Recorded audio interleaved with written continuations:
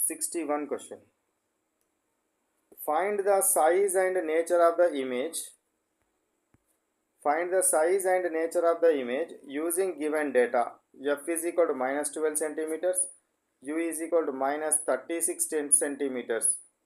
ఏదో 2 ఇచ్చినాడు ఏంటి ఇది ఒకసారి క్వశ్చన్ చూద్దాం. Height of the H naught, height of the object is equal to 2 centimeters ఇచ్చినాడు. Height of the object is equal to 2 centimeters ఇచ్చినాడు. ఇచ్చి ఏం ఫైండ్ అవుట్ చేయమన్నాడు? Size and nature of the image. Size and nature of the image. Size first size find out చేయాలి. Size find out చేయాలంటే ఏంది? హెచ్ఐని find out చేయాలి.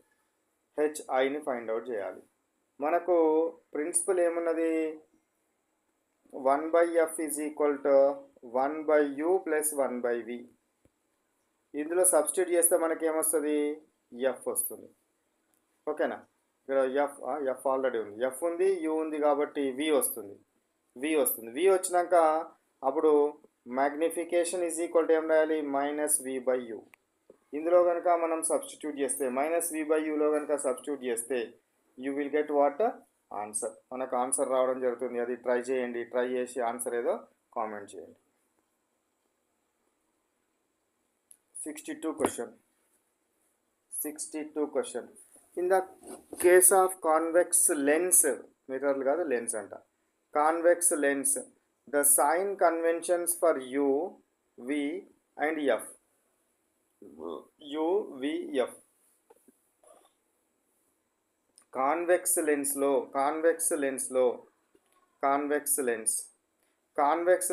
ఎప్పుడు కూడా ఆబ్జెక్ట్ ఎప్పుడు కూడా ఎట్లా ఉంటుంది? ఎడమ వైపు ఉంటుంది. ఆబ్జెక్ట్ ఎప్పుడు కూడా ఎట్లా ఉంటుంది? ఎడమ వైపు ఉంటుంది. ఇక్కడ ఉంటుంది. ఓకేనా?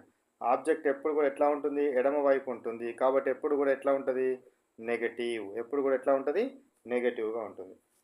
సో ఆబ్జెక్ట్ డిస్టెన్స్ ఎప్పుడు కూడా ఎడమ వైపే ఉంటుంది కాబట్టి నెగటివ్ ఉంటుంది. అదేవిధంగా మనకు రియల్ ఇమేజ్ ఏర్పడుతుంది. ఇందులోపల ఎప్పుడు కానీ రియల్ ఇమేజ్ వస్తుంది కాబట్టి అప్పుడు డిస్టెన్స్ ఎప్పుడు ఎట్లా ఉంటుంది? పాజిటివ్ ఉంటుంది. రియల్ ఇమేజ్ కాబట్టి డిస్టెన్స్ పాజిటివ్ ఉంటుంది. ఫోకల్ లెంత్ కూడా ఎప్పుడు కూడా పాజిటివ్ ఉంటుంది. కాన్వెక్స్ లెన్స్కి ఫోకల్ లెంత్ ఎప్పుడు కూడా పాజిటివ్ ఉంటుంది. కాబట్టి మనకేమొస్తాయి? నెగటివ్, పాజిటివ్ రావడం జరుగుతుంది. వీటిని గుర్తుంచుకోవాలి. నెక్స్ట్ 63 క్వశ్చన్ చూడండి. 63 క్వశ్చన్లో ఏముంది ఇక్కడ నాకు? Apply the sign conventions. 63 క్వశ్చన్లో ఏముంది నాకు? Apply the sign conventions. Apply the sign conventions of the formula focal length for convex mirror.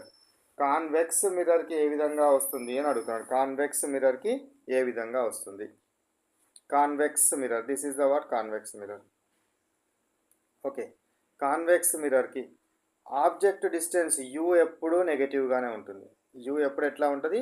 Negative. You ఎప్పుడు నెగటివ్గా ఉండడం జరుగుతుంది. యూ నెగటివ్గా ఉంటుంది.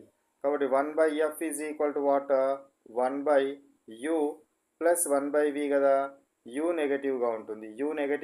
కాబట్టి యూ తీసుకోండి. So 1/f is equal to, just wait, so 1/f is equal to ఏమవుతుందో చెప్పండి. ఇక్కడ u అనేది నెగటివ్ అంటే -1/u ప్లస్ 1/v వస్తుంది. కాబట్టి ఏమవుతుందో చెప్పండి? 1/f ఈజ్ ఈక్వల్ టు ఇక్కడ v వస్తుంది, -v plus u divided by -uv అవుతుంది. ఎఫ్ను దీన్ని రివర్స్ చేయండి, ఇన్వర్ట్ చేయండి, దీన్ని కూడా ఇన్వర్ట్ చేయాలి. So f is equal to -uv divided by u minus v, minus uv divided by u minus v.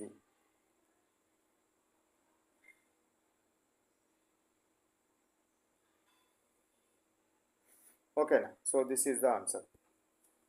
Next question, 64th question.